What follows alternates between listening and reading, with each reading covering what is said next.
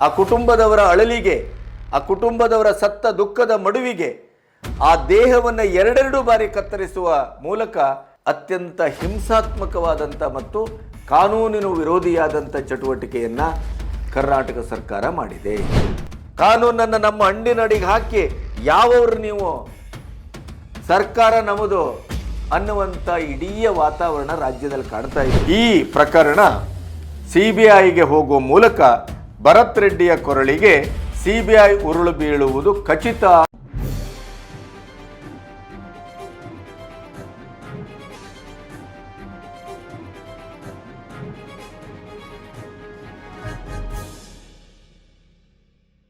ನಮಸ್ತೆ, B Ganapati news ಚಾನೆಲ್ಗೆ ಸ್ವಾಗತ. ಬಳ್ಳಾರಿಯ ಶೂಟೌಟ್ ಕೇಸ್ ದಿನಕ್ಕೊಂದು ಕ್ಷಣಕ್ಕೊಂದು ತಿರುವನ್ನ ಮುರುವನ್ನ ಪಡೆತಾ ಇದೆ. ಜೊತೆಗೆ ಕುಮಾರಸ್ವಾಮಿ, ಶ್ರೀರಾಮುಲು, ಜನಾರ್ದನ್ ರೆಡ್ಡಿ ಮತ್ತು BJPಯ ಪಡೆ ಒಕ್ಕೊರಲಿನಿಂದ ಇದರ ತನಿಖೆಯ ಹಾದಿ ತಪ್ಪಿಸಲು ಎರಡೆರಡು ಬಾರಿ ಕಾನೂನು ಬಾಹಿರವಾಗಿ ಪೋಸ್ಟ್ ಮಾರ್ಟಮ್ ಮಾಡಲಾಗಿದೆ. ಆಮೇಲೆ ಅಧಿಕಾರಿಗಳನ್ನು ತಮ್ಮ ತೊತ್ತಿನ ಚೀಲದಂತೆ ಬಳಸ್ಕೊಳ್ಳಲಾಗ್ತಾ ಇದೆ. ಈ ರಾಜ್ಯದಲ್ಲಿ ಅಧಿಕಾರಿಗಳಿಗೆ ಸ್ವಾತಂತ್ರ್ಯವೂ ಇಲ್ಲ, ಸ್ವಾಭಿಮಾನವೂ ಇಲ್ಲ. ಎಲ್ಲವೂ ಕೂಡ ಸರ್ಕಾರದ ರೀತಿ ನೀತಿ ಮತ್ತು ಭ್ರಷ್ಟಾಚಾರ, ಅವರ ಆಡಳಿತಾತ್ಮಕವಾದಂಥ ಸಂಚು ಷಡ್ಯಂತ್ರ, ಅದೆಲ್ಲದಕ್ಕೂ ಕೂಡ ಗೋಣು ಹಾಕಿಕೊಂಡು ಬದುಕಬೇಕಾದಂಥ ಒಂದು ದೌರ್ಭಾಗ್ಯ ಈ ನಾಡಿನ ಅಧಿಕಾರಿಗಳದ್ದಾಗಿದೆ ಅನ್ನೋದನ್ನು ಕುಮಾರಸ್ವಾಮಿ ಅವರು ಅತ್ಯಂತ ಕಟುವಾದ ಶಬ್ದಗಳಲ್ಲಿ ಟೀಕಿಸಿದ್ದಾರೆ. ಅದರ ಜೊತೆಗೆ ಇಡೀ ಪ್ರಕರಣವನ್ನು ಹೇಗೆ ಇದು ಕಾನೂನು ಬಾಹಿರವಾಗಿ ನಡೀತಾ ಇದೆ ಮತ್ತು ಕಾನೂನನ್ನು ಕೈಗೆ ತೆಗೆದುಕೊಂಡಂಥ ಕಾಂಗ್ರೆಸ್ ಸರ್ಕಾರದ ಒಂದು ಷಡ್ಯಂತ್ರ ಹೇಗೆ, ಹಾಗೆಯೇ ಇದನ್ನು ಸಂಪೂರ್ಣವಾಗಿ ಬಳ್ಳಾರಿಯ ಯುವ ಶಾಸಕ ಭರತ್ ರೆಡ್ಡಿಯನ್ನು ರಕ್ಷಿಸುವಂಥ ಕಾರ್ಯಕ್ಕೆ ಸಿದ್ದರಾಮಯ್ಯನವರ ಪಡೆ ನೇರವಾಗಿ ಭಾಗವಹಿಸಿದೆ, ನಿಂತಿದೆ ಅನ್ನೋದನ್ನು ಕುಮಾರಸ್ವಾಮಿ ಅವರು ಪ್ರೆಸ್ ಮೀಟಲ್ಲಿ ನೇರವಾಗಿ ಆರೋಪಿಸಿದ್ದಾರೆ. ಪೋಸ್ಟ್ ಮಾರ್ಟಮ್ ಅನ್ನು ಅತ್ಯಂತ ಹೀನಾಯವಾಗಿ ರಾಜಶೇಖರ್ ರೆಡ್ಡಿ ಅಮಾಯಕ ಹುಡುಗ, ಕಾಂಗ್ರೆಸ್ಸಿನ ಕಾರ್ಯಕರ್ತ, ಅವನು ಈ ರಾಜಕಾರಣದ ಜಿದ್ದಾಜಿದ್ದಿಯಲ್ಲಿ ಜನಾರ್ದನ್ ರೆಡ್ಡಿ ಮತ್ತು ಭರತ್ ರೆಡ್ಡಿ ಇವರ ರಾಜಕೀಯದ ಪೈಪೋಟಿಯಲ್ಲಿ, ಬ್ಯಾನರ್ ಗಲಾಟೆಯಲ್ಲಿ ಅಕ್ರಮವಾಗಿ ಪುತ್ಥಳಿಯನ್ನು ನಿಲ್ಲಿಸಿದ್ದು ಅಲ್ಲದೇ ಪುತ್ಥಳಿಯ ಅನಾವರಣಕ್ಕೆ ಪಾಲಿಕೆಯ ಒಂದು ಕನಿಷ್ಠ ಮಟ್ಟದ ಪರವಾನಗಿಯನ್ನು ಪಡೆದೇನೆ, ಸುಪ್ರೀಂ ಕೋರ್ಟಿನ ಆಜ್ಞೆಯನ್ನು, ಸರ್ಕಾರದ ಆದೇಶವನ್ನು ಉಲ್ಲಂಘಿಸಿದ್ದಲ್ಲದೆ ಈ ಶೂಟೌಟ್ ಪ್ರಕರಣದಲ್ಲಿ ಸತೀಶ್ ರೆಡ್ಡಿಯ ಗನ್ಮ್ಯಾನ್ನಿಂದ, ಅವನ ಗನ್ನಿನಿಂದಲೇ ಹೊರಟ ಬುಲೆಟ್ಟು ರಾಜಶೇಖರ್ ರೆಡ್ಡಿಯ ಅಸುನೀಗುವಿಕೆಗೆ ಕಾರಣ ಆಗಿದೆ ಅನ್ನೋದು ಗೊತ್ತಿದ್ದು ಕೂಡ ಎರಡೆರಡು ಬಾರಿ ಕಾನೂನು ಬಾಹಿರವಾಗಿ ಪೋಸ್ಟ್ ಮಾರ್ಟಮ್ ಮಾಡಿದ್ದನ್ನು BJPಯವರು, ಕುಮಾರಸ್ವಾಮಿ, ಶ್ರೀರಾಮುಲು ಅತ್ಯಂತ ಕಟುವಾಗಿ ಪ್ರಶ್ನಿಸಿದ್ದಲ್ಲದೆ ರಾಜ್ಯ ಸರ್ಕಾರ ಈ ಪ್ರಕರಣವನ್ನು ಸಂಪೂರ್ಣವಾಗಿ ತನ್ನ ಹಿತಕ್ಕೆ, ತನ್ನ ರಾಜಕೀಯ ದುರುದ್ದೇಶಕ್ಕೆ ಮತ್ತು ಈ ಪ್ರಕರಣವನ್ನು ಸಂಪೂರ್ಣವಾಗಿ ಜನಾರ್ದನ್ ರೆಡ್ಡಿಯತ್ತ ತಿರುಗಿಸುವ ಷಡ್ಯಂತ್ರಕ್ಕೆ ಬಳಸ್ಕೊಳ್ತಾ ಇದೆ ಅನ್ನುವಂಥ ನೆಲೆಯಲ್ಲಿ ಇದನ್ನು CBIಗೆ ಒಪ್ಪಿಸುವಂಥ ಎಲ್ಲ ಸಿದ್ಧತೆಗಳನ್ನು ಮಾಡಿಕೊಂಡಿದೆ ಅನ್ನೋದು ಈ ಹೊತ್ತಿನ ಭಯಂಕರವಾದಂಥ ಬ್ರೇಕಿಂಗ್ ನ್ಯೂಸ್. ಹಾಗಾದರೆ ಈ ನ್ಯೂಸಿನ ವಿವರ ಏನು, ಇದರ ಒಳಪೆಟ್ಟುಗಳೇನು, ಕುಮಾರಸ್ವಾಮಿ ಅವರು ಹಾಕಿದಂಥ ಬಿಗಿ ಪಟ್ಟೇನು, ಕಾಂಗ್ರೆಸ್ ಸರ್ಕಾರಕ್ಕೆ ಇದು ಮುಜುಗರದ ಮತ್ತು ಮುಖಭಂಗದ ಒಂದು ಪ್ರಕರಣ ಆಗುವ ಸಾಧ್ಯತೆಯನ್ನು ಹೇಗೆ ಹುಟ್ಟುಹಾಕಿದೆ, ಈ ಎಲ್ಲ ವಿವರಗಳನ್ನು ನಿಮ್ಮೊಟ್ಟಿಗೆ ಹಂಚ್ಕೋಬೇಕು. ಇಲ್ಲಿವರೆಗೆ ನನ್ನ ಚಾನಲನ್ನು ಸಬ್ಸ್ಕ್ರೈಬ್ ಮಾಡದೇ ಇದ್ದರೆ ಸಬ್ಸ್ಕ್ರೈಬ್ ಮಾಡಿ ಮತ್ತು ಸ್ವತಂತ್ರ ಪತ್ರಿಕೋದ್ಯಮಕ್ಕೆ ನೆರವಾಗಿ. ಮೊದಲನೇದಾಗಿ, ಬಳ್ಳಾರಿ ಕೇಸು ಒಂದು ರೀತಿಯಲ್ಲಿ BJPಗೆ ಬ್ರಹ್ಮಾಸ್ತ್ರವಾಗಿದೆ. ಚದುರಿದ ಚಿತ್ರಗಳೆಲ್ಲವೂ ಒಂದಾಗಿ ಬಳ್ಳಾರಿಯಲ್ಲಿ ಈಗ ಸಂಘಟಿತಗೊಳ್ತಾ ಇದೆ. ಈಗಾಗಲೇ ಶ್ರೀರಾಮುಲು ಪಾದಯಾತ್ರೆಯ ಘೋಷಣೆಯನ್ನು ಮಾಡಿದರೆ BJP ಬಳ್ಳಾರಿಯಲ್ಲಿ ಬೃಹತ್ ಸಮಾವೇಶವನ್ನು ನಡೆಸಲಿಕ್ಕೆ ಸಿದ್ಧತೆಯನ್ನು ನಡೆಸಿದೆ. ಇದರ ಜೊತೆ ವ್ಯಂಗ್ಯವೋ ಕಾಲದ ಒಂದು ವ್ಯತಿರಿಕ್ತ ಪರಿಣಾಮದ ಫಲವೋ ಗೊತ್ತಿಲ್ಲ. ಯಾವ BJPಗೆ ಪಾದಯಾತ್ರೆಯನ್ನು ಮಾಡಿ ಸಿದ್ದರಾಮಯ್ಯನವರು ಬಿಜೆಪಿಯಿಂದ ಅಧಿಕಾರವನ್ನು ಕಿತ್ತುಕೊಂಡಿದ್ರು. ತನ್ನ ಮೊದಲ ಬಾರಿಗೆ ತಾನು ಮುಖ್ಯಮಂತ್ರಿ ಆಗುವಂಥ ಒಂದು ಸುಯೋಗವನ್ನು ಪಡ್ಕೊಂಡಿದ್ರು. ಅದೇ ಬಳ್ಳಾರಿ ಈಗ ಅವರ ರಾಜಕೀಯ ಜೀವನದ ಸಂಧ್ಯೆಗೆ ಒಂದು ಬಹಳ ದೊಡ್ಡ ಮುಳ್ಳಾಗುವ ಮತ್ತು ಚರಿತ್ರೆಯಲ್ಲಿ ಒಂದು ಕಪ್ಪು ಅಧ್ಯಾಯವಾಗಿ ಸೇರಲ್ಪಡುವ ಎಲ್ಲ ಲಕ್ಷಣವನ್ನು ಹೊರಸೂಸ್ತಾ ಇದೆ. ಇದು ಕುಮಾರಸ್ವಾಮಿ ಅವರು ಆಕ್ಷೇಪಿಸಿದಂಥ ಮಾತು. ಆದರೆ ರಾಜಕೀಯವಾಗಿ ಇದೊಂದು ಚರ್ಚೆಗೆ ಒಳಗಾಗ್ತಾ ಇರುವಂಥ ಮಾತು ಹೌದು. ಯಾವ ಸಿದ್ದರಾಮಯ್ಯನವರು ಸುದೀರ್ಘವಾಗಿ ಆಡಳಿತ ಮಾಡಿದಂಥ ಕರ್ನಾಟಕದಲ್ಲಿ ದಾಖಲೆ ಮಾಡಿದಂಥ ಅರಸು ಅವರ ಆಡಳಿತದ ಒಂದು ಆ ದಾಖಲೆಯನ್ನು ಇವತ್ತು ಮುರಿತಾ ಇದ್ದಾರೋ, ನಾಳೆ ಹೊಸ ದಾಖಲೆಯನ್ನು ಮಾಡ್ತಾ ಇದ್ದಾರೋ, ಇಂಥ ಒಂದು ಚರಿತ್ರಾರ್ಹವಾದಂಥ ಕ್ಷಣಗಳಲ್ಲಿ ಅವರ ಇಡೀ ರಾಜಕೀಯ ಜೀವನದಲ್ಲಿ ಅಧಿಕಾರಕ್ಕಾಗಿ, ಆಡಳಿತಕ್ಕಾಗಿ, ಹೈಕಮಾಂಡಿನ ಸೂಚನೆ, ಒತ್ತಡಕ್ಕಾಗಿ ಒಂದು ಅಮಾಯಕ ರಾಜಶೇಖರ್ ರೆಡ್ಡಿಯ ಕೊಲೆಯಾಗಿದೆ. ಆ ರಾಜಕೀಯ ಜಿದ್ದಾಜಿದ್ದಿಗಾಗಿ ಒಂದು ಕುಟುಂಬದ ಬೆಳಕು ಆರಿ ಹೋಗಿದೆ. ಆದರೆ ಅದರ ತನಿಖೆಯ ದಿಕ್ಕನ್ನೂ ಬದಲಿಸಲು, ಅದರ ಸತ್ಯಾಸತ್ಯತೆಯನ್ನೂ ಸಮಾಧಿ ಮಾಡಲಿಕ್ಕೆ ಇದೇ ರಾಜಶೇಖರ್ ರೆಡ್ಡಿಯವರ ದೇಹವನ್ನು ಎರಡನೇ ಬಾರಿ ಪೋಸ್ಟ್ ಮಾರ್ಟಮಿಗೆ ಒಡ್ಡಿದಂಥ ಒಂದು ದುರಂತ, ಹೇಸಿಗೆ ಮತ್ತು ಅಮಾನುಷತೆ, ಆ ಕುಟುಂಬದ ಕಣ್ಣೀರಿಗೆ ಕನಿಷ್ಠ ಮಟ್ಟದ ಕವಡೆ ಕಾಸಿನ ಬೆಲೆ ಇಲ್ಲ. ಅವರ ಕಣ್ಣೆದುರೇ ಆ ಮಗುವಿನ, ಆ ಯುವಕನ ದೇಹವನ್ನು ಎರಡೆರಡು ಬಾರಿ ಕಾನೂನು ಬಾಹಿರವಾಗಿ ಪೋಸ್ಟ್ ಮಾರ್ಟಮ್ ಮಾಡಿರುವುದು ಈಗ ದೊಡ್ಡ ವಿವಾದಕ್ಕೆ ಕಾರಣವಾಗಿದೆ. ಹಾಗಾದರೆ ಏನೆಲ್ಲ ಆಯಿತು ನೋಡಿ.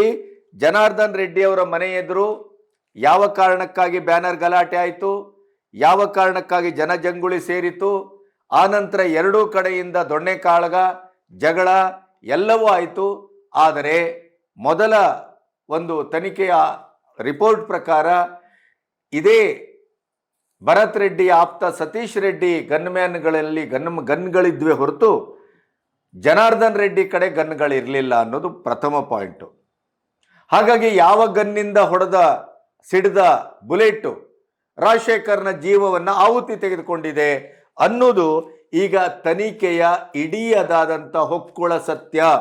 ಈ ಸತ್ಯವೇ ಈಗ ರಾಜ್ಯ ಸರ್ಕಾರದ ಕುತ್ತಿಗೆಗೆ ಬಂದಿರೋದು, ಕಾಂಗ್ರೆಸ್ಸಿನ ಕುತ್ತಿಗೆಗೆ ಬಂದಿರೋದು ಮತ್ತು ಬಿಜೆಪಿಗೆ ಬ್ರಹ್ಮಾಸ್ತ್ರ ಆಗಿರೋದು. ಕೊನೆಗೂ FSL ರಿಪೋರ್ಟ್ ಏನಾಯಿತು? ಸತೀಶ್ ರೆಡ್ಡಿ ಗನ್ಮ್ಯಾನ್ನಿಂದಲೇ, ಅವರ ಗನ್ನಿನಿಂದಲೇ ಸಿಡಿದ ಬುಲೆಟ್ಟು ರಾಜಶೇಖರ್ ಸಾವಿಗೆ ಕಾರಣವಾಗಿದೆ. ಈ ಮಧ್ಯೆ ಬಹಳ ದೊಡ್ಡ ಬೃಹನ್ನಾಟಕ ನಡೆದಿದೆ.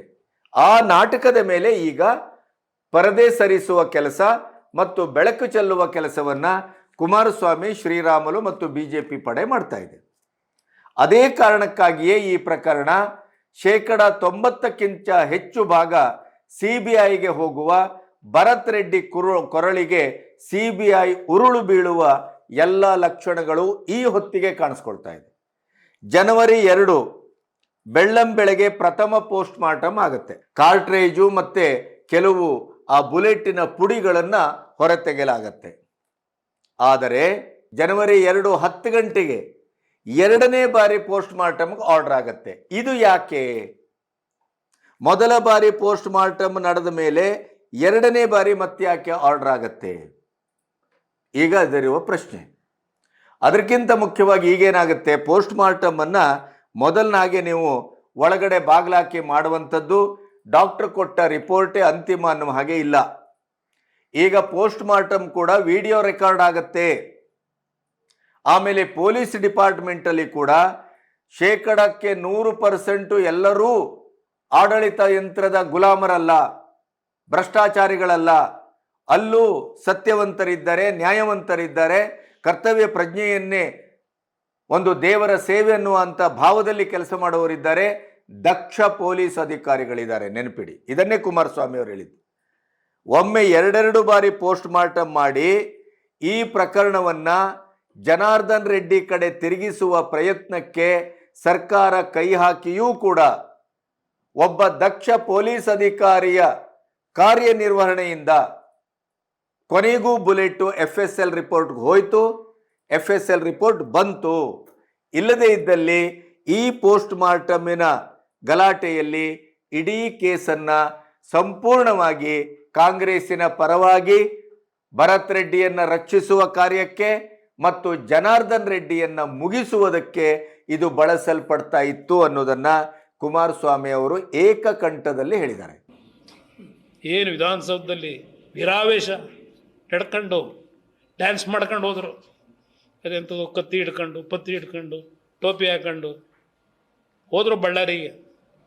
ಈಗ ಅದೇ ಜನವೇ ಸರ್ವನಾಶ ಮಾಡ್ತಾರೆ, ನಿಮ್ಮನ್ನು ಬರೆದಿಟ್ಕೊಳ್ಳಿ, ಸರ್ವನಾಶ ಮಾಡ್ತಾರೆ. ಈ ರಾಜ್ಯದ ಕೊನೆಯ ಮುಖ್ಯಮಂತ್ರಿ ಕಾಂಗ್ರೆಸ್. ಇವತ್ತು ಡೇಟ್ ಬರೆದಿಟ್ಕೊಳ್ಳಿ. ಈ ರಾಜ್ಯದ ಕೊನೆಯ ಮುಖ್ಯಮಂತ್ರಿ ಕಾಂಗ್ರೆಸ್, ಕೊನೆಯ ಆಡಳಿತ ಕಾಂಗ್ರೆಸ್ದು ಈ ರಾಜ್ಯದಲ್ಲಿ. ಇವತ್ತು ಹೇಳಿದ್ದೀನಿ, ಬರೆದಿಟ್ಕೊಳ್ಳಿ. ಅದರ ಜೊತೆಗೆ 2 ಸಲ ಅಲ್ಲ 3 ಬಾರಿ ಪೋಸ್ಟ್ ಮಾರ್ಟಮ್ ಮಾಡಿದ್ದಾರೆ. ಇದು ಕಾನೂನಿನ ಪ್ರಕಾರ ಕೊಲೆಗಿಂತ ದೊಡ್ಡ ಅಪರಾಧ ಅನ್ನೋದನ್ನ ಶ್ರೀರಾಮುಲು ಹೇಳಿ. ಹಾಗಾದ್ರೆ ಯಾಕೆ ಪೋಸ್ಟ್ ಮಾರ್ಟಮ್ ಅಲ್ಲಿ ಏನಾಯ್ತು? ಮೊದಲ ಪೋಸ್ಟ್ ಮಾರ್ಟಮ್ ಅಲ್ಲಿ 1-2 ಕಾರ್ಟ್ರೇಜು ಮತ್ತೆ ಅದರ ಬುಲೆಟಿನ ಪುಡಿಗಳು ಸಿಕ್ಕದವು. ಅದೇ 2ನೇ ಪೋಸ್ಟ್ ಮಾರ್ಟಮ್ ಅಲ್ಲಿ ಇದು ಎಲ್ಲಿಗೆ ಬಂತು? ಪೊಲೀಸ್ ರಿಪೋರ್ಟ್ ಹೇಳ್ತಾ ಇತ್ತು, ಪ್ರಥಮ ರಿಪೋರ್ಟು, ಭರತ್ ರೆಡ್ಡಿಯ ಆಪ್ತ ಸತೀಶ್ ರೆಡ್ಡಿ ಗನ್ಮ್ಯಾನ್ಗಳಿಂದಲೇ ಇದು ಸಿಡಿದಿದೆ, ಜನಾರ್ದನ್ ರೆಡ್ಡಿ ಕಡೆ ಗನ್ ಇರಲಿಲ್ಲ. ಹಾಗಾಗಿ ಏನಾಯ್ತು, ಇಲ್ಲಿ ಸಿಕ್ಕಂತ ಈ ಚೂರುಗಳು ಕಾರ್ಟ್ರೇಜು ಇದರ ಬದಲು ಬೇರೆ ರೀತಿ ಅದನ್ನ ತಿರುಗಿಸ್ಲಿಕ್ಕೆ 2ನೇ ಬಾರಿ ಪೋಸ್ಟ್ ಮಾರ್ಟಮ್ಗೆ ಆರ್ಡರ್ ಮಾಡಲಾಗಿದೆ ಅನ್ನೋದು ಶ್ರೀರಾಮುಲು ಮತ್ತು ಕುಮಾರಸ್ವಾಮಿ ಅವರ ಆರೋಪ. 2ನೇ ಬಾರಿ ಅದೇ ಹೇಳೋದು, ಕೆಲವು ಸರಿ ನಾವು ಎಣಿಸಿದ್ದು ಒಂದಾದರೆ ದೈವ ಇನ್ನೊಂದೇ ಎಣಿಸ್ತದೆ ಅಂತ. ಸತ್ಯ ಯಾವಾಗಲೂ ಮತ್ತು ಕೊಲೆ ಯಾವಾಗಲೂ ತನ್ನ ಒಂದು ಬದ್ಧವಾದಂಥ ಯಾವುದಾದ್ರೂ ಸಾಕ್ಷ್ಯಗಳನ್ನು ಬಿಟ್ಟೇ ಹೋಗುತ್ತೆ. ಕೊಲೆಗಾರನೂ ಬಿಡ್ತಾನೆ, ಇಲ್ಲ ಆದ ಕೊಲೆಯು ಒಂದಲ್ಲ ಒಂದಿನ ತನ್ನ ಸತ್ಯವನ್ನು ಒಡಲಿಂದ ಹೊರಗೆ ಹಾಕ್ತದೆ ಅನ್ನೋದು ಜಗದ ಸತ್ಯ. ಇಲ್ಲಿ ಆದದ್ದೇ 2ನೇ ಬಾರಿ ಜನವರಿ 2 10 ಗಂಟೆಗೆ ಪೋಸ್ಟ್ ಮಾರ್ಟಮ್ ಮಾಡುವಾಗ ಬುಲೆಟ್ ಸಿಕ್ಕಿತು. ಈಗ ಬಿಜೆಪಿ ಮತ್ತು ಕುಮಾರಸ್ವಾಮಿ ಶ್ರೀರಾಮುಲು ದೇಹದಿಂದ ಬುಲೆಟನ್ನೇ ತೆಗೆಯದೇನೆ ಪೋಸ್ಟ್ ಮಾರ್ಟಮ್ ಮಾಡಿ ಇದನ್ನು ಮುಗಿಸುವ ಕೆಲಸವನ್ನೂ ಮಾಡಲಿಕ್ಕೆ ಮುಂದಾಗಿದ್ದ ಕರ್ನಾಟಕ ಸರ್ಕಾರ ಅಂತ ಆಪಾದಿಸ್ತಾ ಇದೆ. ಆದರೆ ಇಲ್ಲಿ ಸಿಕ್ಕ ಬುಲೆಟನ್ನು FSL ರಿಪೋರ್ಟ್ಗೆ ಕಳಿಸ್ದೇನೆ ಬೇರೆ ದಾರಿ ಹಿಡಿಸುವ ಕೆಲಸ ಆಗತಾ ಇತ್ತು. ಆದರೆ ಅಲ್ಲೊಬ್ಬ ದಕ್ಷ ಅಧಿಕಾರಿ ಅದನ್ನ ಮಾಡಲಿಕ್ಕೆ ಬಿಟ್ಟಿಲ್ಲ. ಆದ್ದರಿಂದ FSL ರಿಪೋರ್ಟ್ಗೆ ಹೋಯ್ತು. FSL ರಿಪೋರ್ಟ್ ನೇರವಾಗಿ ಸತೀಶ್ ರೆಡ್ಡಿ ಗನ್ಮ್ಯಾನ್ನಿಂದಲೇ ಸಿಡಿದಾಗ ಬುಲೆಟ್ ಇಂದ ರಾಜಶೇಖರ್ ರೆಡ್ಡಿ ತೀರೋದದ್ದು ಅನ್ನೋದನ್ನ ಹೇಳಿತು. ಈಗಾಗಲೇ ಆ ಗನ್ಮ್ಯಾನ್ ಅನ್ನ ಬಂಧಿಸಲಾಗಿದೆ. ಹಾಗಾಗಿ ಈ ಪ್ರಕರಣವನ್ನ ಇಟ್ಟುಕೊಂಡು ಈ ರಾಜಕೀಯ ಜಿದ್ದಾಜಿದ್ದಿಗೆ ಪೈಪೋಟಿಗೆ ಬಲಿಯಾದಂಥದ್ದು ಒಬ್ಬ ಅಮಾಯಕ ರಾಜಶೇಖರ್.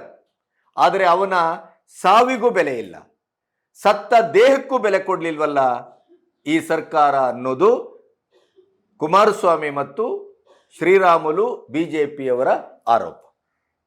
ಆ ಕುಟುಂಬದವರ ಅಳಲಿಗೆ, ಆ ಕುಟುಂಬದವರ ಸತ್ತ ದುಃಖದ ಮಡುವಿಗೆ ಆ ದೇಹವನ್ನು 2 ಬಾರಿ ಕತ್ತರಿಸುವ ಮೂಲಕ ಅತ್ಯಂತ ಹಿಂಸಾತ್ಮಕವಾದಂಥ ಮತ್ತು ಕಾನೂನಿನ ವಿರೋಧಿಯಾದಂಥ ಚಟುವಟಿಕೆಯನ್ನ ಕರ್ನಾಟಕ ಸರ್ಕಾರ ಮಾಡಿದೆ. ಈಗ ಅವರಿಗಿರುವ ಅಸ್ತ್ರ ಏನು?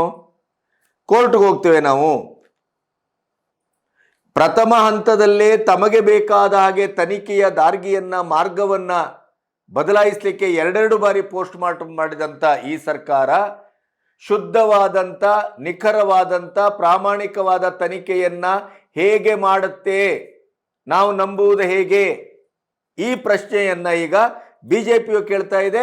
ಜನತಾದಳದ ಮತ್ತು ಕೇಂದ್ರದ ಮಂತ್ರಿಗಳಾದಂಥ ಕುಮಾರಸ್ವಾಮಿ ಅವರು ಕೇಳ್ತಾ ಇದ್ದಾರೆ. ಹಾಗಾಗಿ ಈ ಗ್ರೌಂಡ್ಸ್ ಅಲ್ಲಿ ನಮಗೆ ನಂಬಿಕೆಗಳಿಲ್ಲ, ಆದ್ದರಿಂದ ನಾವು ಕೋರ್ಟ್ಗೆ ಹೋಗ್ತೇವೆ. ಕೋರ್ಟ್ಗೆ ಹೋದಾಗ ಕೋರ್ಟಲ್ಲಿ ಏನಾದರೂ ಇದನ್ನ ನೀವು ರಾಜ್ಯ ಸರ್ಕಾರ ಸರಿಯಾದಂಥ ತನಿಖೆಯ ಮಾರ್ಗವನ್ನು ಹಿಡಿದಿಲ್ಲ, ಪ್ರಾಥಮಿಕವಾಗಿಯೇ ಇದು ತಪ್ಪುಗಳನ್ನು ಮಾಡಿದೆ, ಆದ್ದರಿಂದ CBIಗೆ ವಹಿಸುವುದೇ ಸೂಕ್ತ ಅಂತ ಏನಾದ್ರು ತೀರ್ಪು ಕೊಟ್ಟರೆ ಆವಾಗ ಕುಮಾರಸ್ವಾಮಿಯವರ ಈ ಮಾತಿಗೆ ಇನ್ನಷ್ಟು ಬಲ. ಅದರ ಜೊತೆಗೆ ರಾಜ್ಯ ಸರ್ಕಾರಕ್ಕೆ ತೀವ್ರವಾದ ಮುಖಭಂಗ. ಹಾಗಾಗಿ ಒಂದು ರೀತಿಯಲ್ಲಿ ಸಿದ್ದರಾಮಯ್ಯನವರು ಕೂಡ ಈಗ ಸಂದಿಗ್ಧಕ್ಕೆ ಒಳಗಾಗಿದ್ದಾರೆ. ನುಂಗಿದ್ರೂ ಕಷ್ಟ, ಉಗಿದ್ರೂ ಕಷ್ಟ.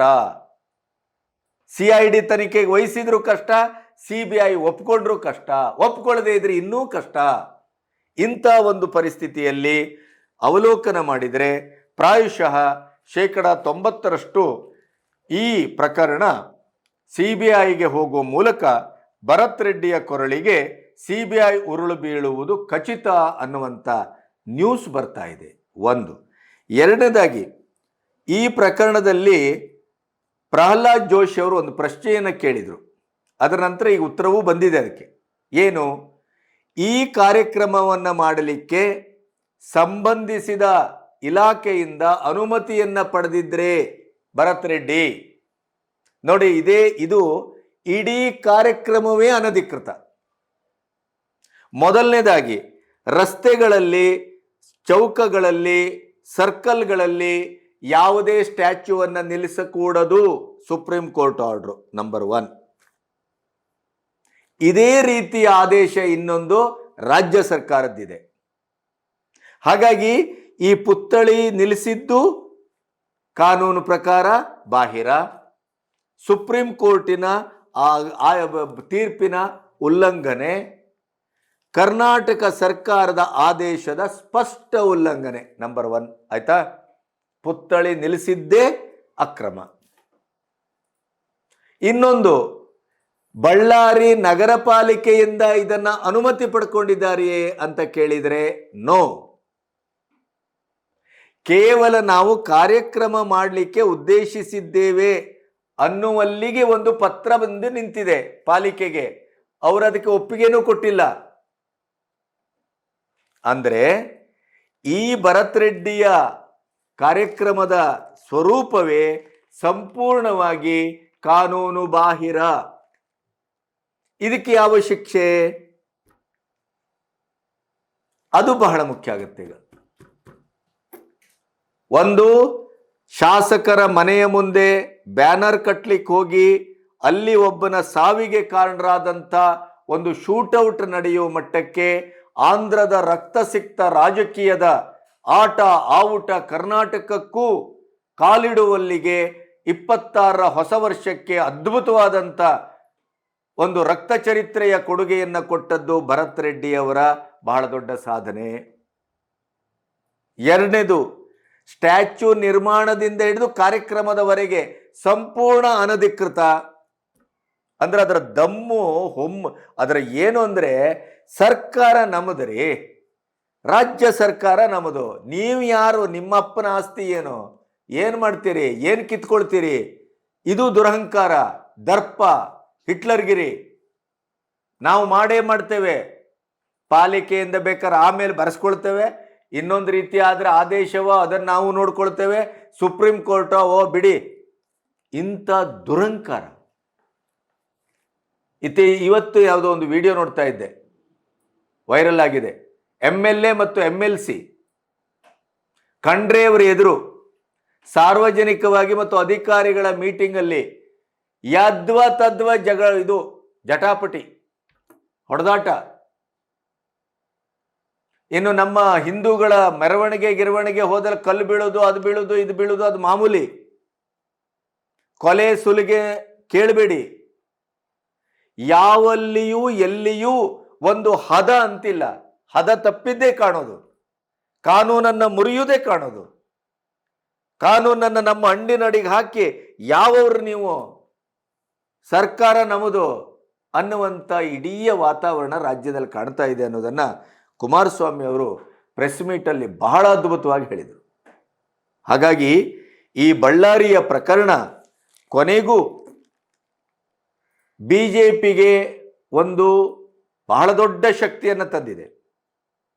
ನೋಡಿ, ಶ್ರೀರಾಮುಲು, ಜನಾರ್ದನ್ ರೆಡ್ಡಿ ಇತ್ತೀಚೆಗೆ ಅತ್ಯಂತ ವಿರೋಧವಾಗಿ ನಡ್ಕೊಳ್ತಾ ಇದ್ರು. ಜನಾರ್ದನ್ ರೆಡ್ಡಿಯ ಜೀವ ಉಳಿಸಿದ ಆಪತ್ ಬಂಧುವಾಗಿ ಇವತ್ತು ಶ್ರೀರಾಮುಲು ಕಾಣಿಸ್ಕೊಳ್ತಾ ಇದ್ದಾರೆ. ಕರುಣಾಕರ್ ರೆಡ್ಡಿ ತಮ್ಮನ ಮನೆ, ಅಣ್ಣನ ಮನೆ ಅಕ್ಕಪಕ್ಕದಲ್ಲಿದ್ದರೂ 12 ವರ್ಷದಿಂದ ಆ ಕಡೆ ಮುಖ ಹಾಕಿರಲಿಲ್ಲ. ಜನಾರ್ದನ್ ರೆಡ್ಡಿ ಮಗಳ ಮದುವೆಗೆ ಬಂದಿರಲಿಲ್ಲ. ಆದರೆ ಇವತ್ತು ಈ ಶೂಟೌಟ್ ಪ್ರಕರಣ ಆಗಿ ಜನಾರ್ದನ್ ರೆಡ್ಡಿ ಆಕಸ್ಮಿಕವಾಗಿ ಬದುಕುಳಿದ ಈ ಘಟನೆಯಲ್ಲಿ ಅವರು ನಿನ್ನೆ ತಮ್ಮನ ಮನೆಗೆ ಹೋಗಿ ತಮ್ಮನಿಗೆ ಹೆಗಲು ಕೊಟ್ಟು ನಾನಿದ್ದೇನೆ ಅನ್ನುವಂಥ ಮಾತನ್ನು ಆಡಿದ್ದಾರೆ. ಬಿಜೆಪಿ ಬಳ್ಳಾರಿಯಲ್ಲಿ ಚದುರೋಗಿತ್ತು, ಈಗ ಬಿಜೆಪಿ ಒಗ್ಗಟ್ಟಾಗಿದೆ. ಜನಾರ್ದನ್ ರೆಡ್ಡಿಗೂ ಕುಮಾರಸ್ವಾಮಿಗೂ ಹಾವು ಮುಂಗುಸಿ ಸ್ವತಃ ಫೋನ್ ಮಾಡಿ ನಾನು ನಿಮ್ಮೊಟ್ಟಿಗಿದ್ದೇನೆ ಅನ್ನುವ ಮಾತನಾಡಿದ್ದಷ್ಟೇ ಅಲ್ಲ, ಅವರು ಇಡೀ ಪ್ರಕರಣವನ್ನು ತನ್ನ ಹೆಗಲ ಮೇಲೆ ಹೊತ್ತು ಈಗ ಸಾಗ್ತಾ ಇದ್ದಾರೆ. ಈಗ ಒಂದು ರೀತಿಯಲ್ಲಿ ಕಾರ್ಯಕ್ರಮ ಅನಧಿಕೃತ, ಹಿಟ್ಲರ್ಗಿರಿ, ಜನಾರ್ದನ್ ರೆಡ್ಡಿ ಭರತ್ ರೆಡ್ಡಿ ಅವರ ಮಧ್ಯೆ ಹೊಯ್ಕೈ, ಕೊನೆಗೂ ಒಬ್ಬ ಅಮಾಯಕ ರಾಜಶೇಖರ್ನ ಬಲಿ. ಅಜ್ಜಿ ಸುಟ್ಟಲ್ಲಿ ಚಳಿ ಕಾಯಿಸ್ಕೊಳ್ಳುವುದು ಅಂತ ಒಂದು ಗಾದೆ. ಅದಲ್ಲದೆ ಇದ್ರೆ ಕೊನೆಗೆ ಬೀಡಿ ಹಚ್ಕೊಂಡಾದರೂ ಸಮಾಧಾನ ಪಡ್ತಾರೆ ಸಮಯ ಸಾಧಕರು. ಹಾಗೆಯೇ ಬಿಜೆಪಿಗೆ ಈ ಶೂಟೌಟ್ ವರದಾನ ಆಗಿದೆ. ಒಗ್ಗಟ್ಟಿನ ವರದಾನ, ಸಮಾವೇಶದ ವರದಾನ, ಶ್ರೀರಾಮುಲು ಪಾದಯಾತ್ರೆ, ಈ ಎಲ್ಲ ದೃಷ್ಟಿಯಿಂದ ನೋಡಿದ್ರೆ ಕುಮಾರಸ್ವಾಮಿ ಅವರು ಹೇಳಿದರು, ಇದು ಕಾಂಗ್ರೆಸ್ಸಿನ ಕೊನೆಯ ಮುಖ್ಯಮಂತ್ರಿಯ ಕಾಲ, ಇದು ಕಾಂಗ್ರೆಸ್ಸಿನ ಕೊನೆಯ ಸರ್ಕಾರ. ಯಾವ ಬಳ್ಳಾರಿ ನಿಮಗೆ ಹರಿವಾಣದಲ್ಲಿಟ್ಟು ಅಧಿಕಾರವನ್ನು ಕೊಟ್ಟಿತ್ತೋ ಅದೇ ಬಳ್ಳಾರಿ ನಿಮ್ಮ ಅಧಿಕಾರವನ್ನು ಶಾಶ್ವತವಾಗಿ ಕಿತ್ಕೊಳ್ತದೆ, ನೆನಪಿಡಿ. ನೀವು ಮಾಡಿದ ಕರ್ಮ ನಿಮ್ಮನ್ನು ಆಪೋಷಣ ತೆಗೆದುಕೊಳ್ಳುತ್ತದೆ, ನೆನಪಿಡಿ ಅಂತ ಕುಮಾರಸ್ವಾಮಿ ಪತ್ರಿಕಾಗೋಷ್ಠಿಯಲ್ಲಿ ಗುಡುಗಿದ್ರು. ಅದನ್ನು ನೀವು ನೋಡ್ಬೋದು. ಅಂದರೆ ಬಳ್ಳಾರಿಯ ಈ ಘಟನೆಯನ್ನು ತಿರುಚಲಿಕ್ಕೆ ಹೊರಟ, ಹಾದಿ ತಪ್ಪಿಸಲಿಕ್ಕೆ ಹೊರಟ, ಆ ಇಡೀ ಸತ್ಯವನ್ನೇ ಸಮಾಧಿ ಮಾಡಿ ಬಿಜೆಪಿ ಜನತಾದಳ ಜನಾರ್ದನ್ ರೆಡ್ಡಿಯನ್ನು ಸಂಪೂರ್ಣವಾಗಿ ಸಿಲುಕಿಸಿ ತಾವು ಬಚಾವಾಗಲಿಕ್ಕೆ ಹೊರಟಂಥ ಏನು ರಾಜ್ಯ ಸರ್ಕಾರದ ಷಡ್ಯಂತ್ರವೋ ಕುತಂತ್ರವೋ ಆಟವೋ ಅದನ್ನು ಬಿಜೆಪಿಯ ತಂಡ, ಮುಖ್ಯವಾಗಿ ಕುಮಾರಸ್ವಾಮಿಯವರು ಸಂಪೂರ್ಣವಾಗಿ ಇದನ್ನು ನಿಷ್ಫಲಗೊಳಿಸಿದ್ದಾರೆ. ಈ ಕಾರಣದಿಂದಲೇ ರಾಜ್ಯ ಸರ್ಕಾರಕ್ಕೆ ಎಂಥ ಇರುಸು ಮುರುಸು ಮುಖಭಂಗ ಸಂದಿಗ್ಧ ಅಂದರೆ ಅನಿವಾರ್ಯವಾಗಿ CBI ತನಿಖೆಯನ್ನು ಒಪ್ಪಿಕೊಳ್ಳಬೇಕಾದಂಥ ವರ್ತಮಾನ ಸೃಷ್ಟಿಯಾಗಿದೆ. ಅದಕ್ಕೆ ತಕ್ಕಾಗಿ ಸಾಕ್ಷ್ಯಗಳನ್ನು ಮತ್ತು ಇಡೀ ವಾತಾವರಣವನ್ನು ಕುಮಾರಸ್ವಾಮಿ, ಶ್ರೀರಾಮುಲು, BJP ತಂಡ ಒಟ್ಟಿನಿಂದ ಒಗ್ಗಟ್ಟಾಗಿ ಸೃಷ್ಟಿ ಮಾಡ್ತಾ ಇದೆ. ಆದ್ದರಿಂದ CBI ಕುಣಿಕೆ ಭರತ್ ರೆಡ್ಡಿಯ ಕೊರಳಿಗೆ ಬಹುತೇಕವಾಗಿ ಖಚಿತ. ನಮಸ್ತೆ.